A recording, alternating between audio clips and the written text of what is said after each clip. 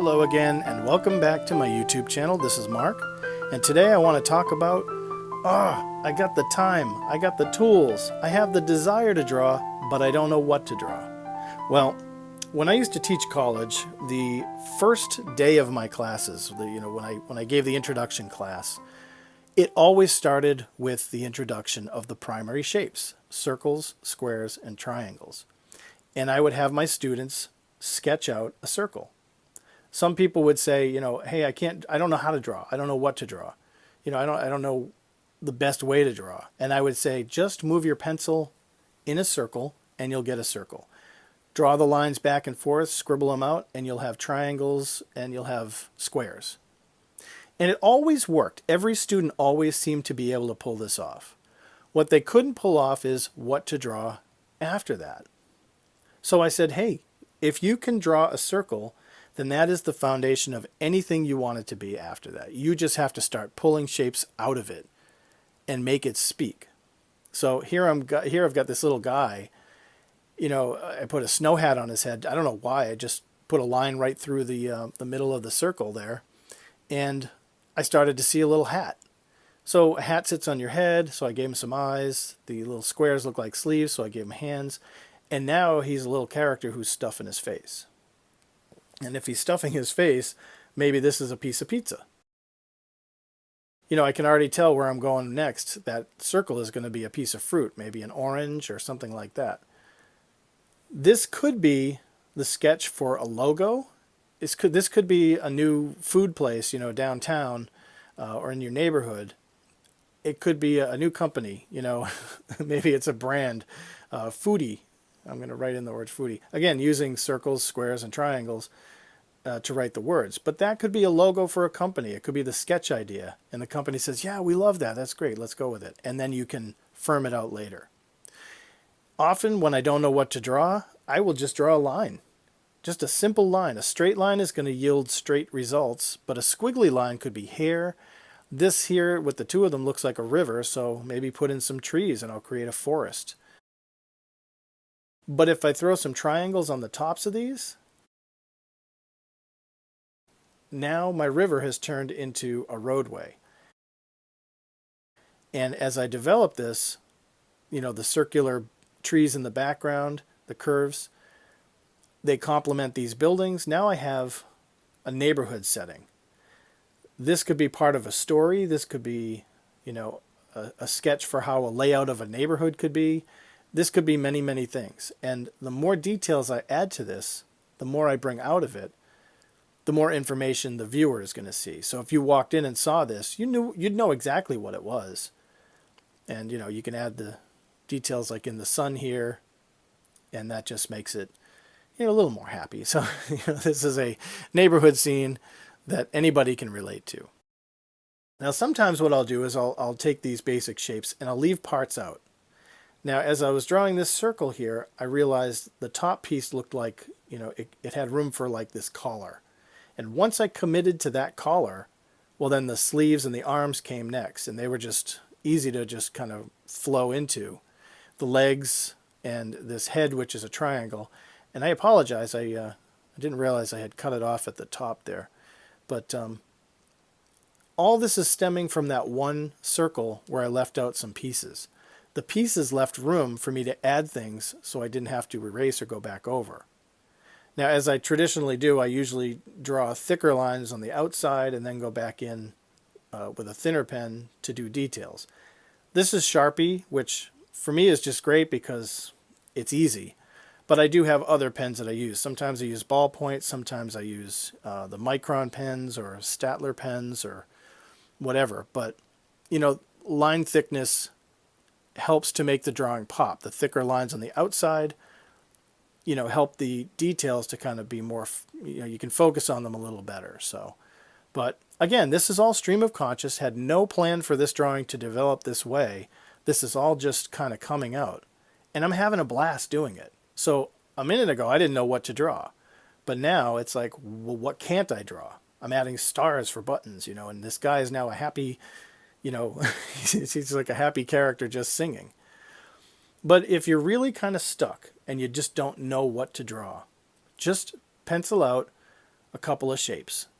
And I guarantee you, once you start adding more shapes, a couple of circles, some kind of random shapes, all of a sudden these things take on a life of their own. So now I've just got circles going here, but it's developing into this little character. So he's like a bear ball. And again, apply those outside thick lines, and then I'll put the thin lines, I know what I'm going to do next because this is how I work. But you can take this technique, this approach, into any of the other designs. If you're an interior designer, well, you can lay out a space based on circles, squares, and triangles. You can map out an overhead view of a room or something just by adding these shapes into a room. And if you don't like it, well, then you flip it over and you do it again. I know in digital art or in the CAD programs that people use, that's how you do things. You just move shapes around. And then once the shapes are established, once you establish those basic primary shapes, then you can add in the details. Here I have a triangle. I'm just going to branch out some shapes here. And right away, this is a bunny. I love drawing rabbits and pigs and even the bears, but I had no idea I was going to draw a bunny when I looked at this. It just kind of happened. And it's so much fun to just see it kind of develop and take a life on its own. It's just, I had no preconceived idea of what I was going to do. But now, once I commit to those shapes, that's when it comes out. So I'm looking at the square already in my head thinking, what's he going to be? Still focusing on the rabbit right now, and I'm going to put in some details. But I'm already going to think about that square, and I want to do a pig. The idea of a square pig just, I don't know, it cracks me up for some reason. I don't know why.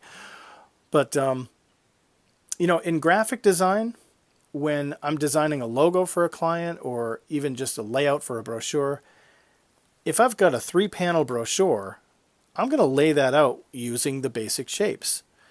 Sometimes I'll have a triangle cut across 2 panels, or I'll have to kind of block out, each panel individually to fit type, to fit pictures, to fit information, even the logo.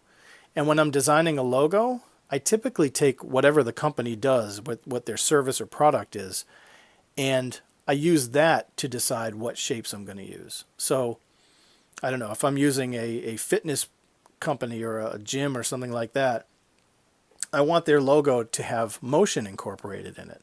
So I'm probably not going to do, a vertical rectangle straight up and down. I'm going to have that rectangle sort of tilted on a diagonal to indicate motion, or maybe include some kind of round shape in there. Circles indicate motion. Triangles indicate, kind of caution, because it's pointy.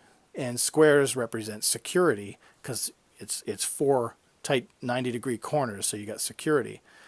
So knowing that information, when I was a teacher, that's exactly what I used to teach the students is using those shapes will indicate certain things.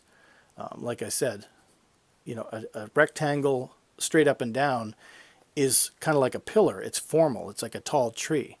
But if you tilt it, now that pillar's falling and that tree is falling. So these basic shapes can be manipulated to send a clear message.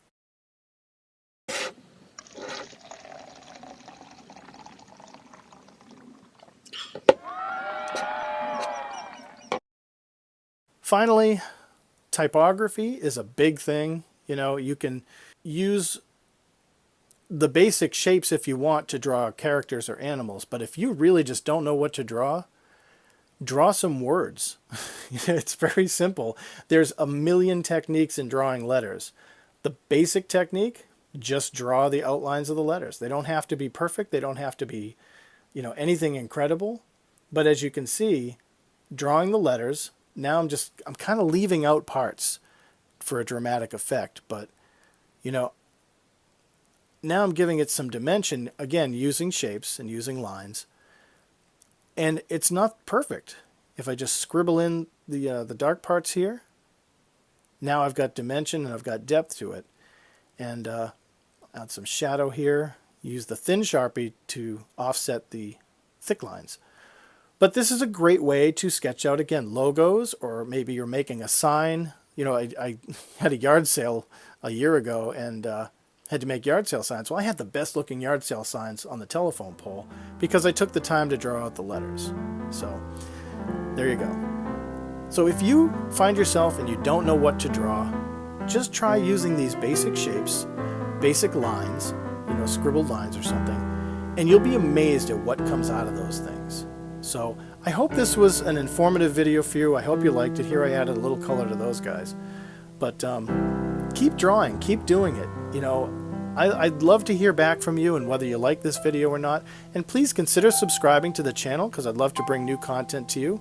And just keep on being creative, and thank you so much for watching. Have a great day.